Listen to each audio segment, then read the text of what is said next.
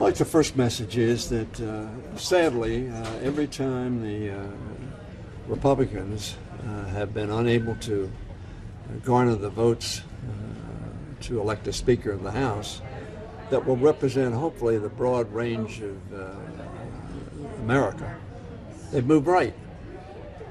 I don't know if they can move any farther right than they now have moved.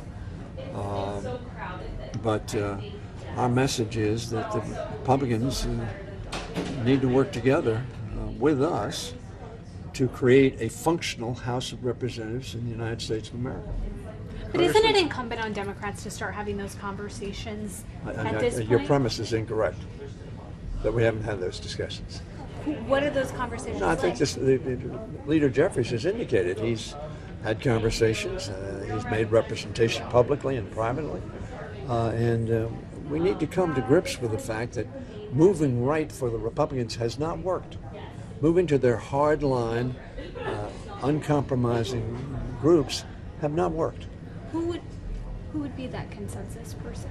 Who would be that consensus Republican that Democrats could rally around? Well, I don't want to get into that at this point in time because that's for further discussion by us to arrive at such a conclusion. But, I think it's clear what's happened.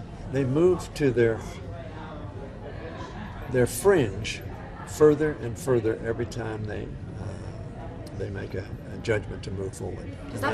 That's not good for the country. Does that mean the gridlock is going to get worse if Jordan is elected as Speaker, since he hasn't worked with Democrats in the past? That would be a logical conclusion, since he hasn't done it in the past. Do you think that? As a matter of fact, I don't know whether you look up what John Boehner had to say about it. So it was not just an issue of working with Democrats. The issue has been working with Republicans. Do you think that by the end of the day, Jim Jordan is the Speaker of the House? I hope not. How are Democrats feeling right now about the prospect of a Jordan conference?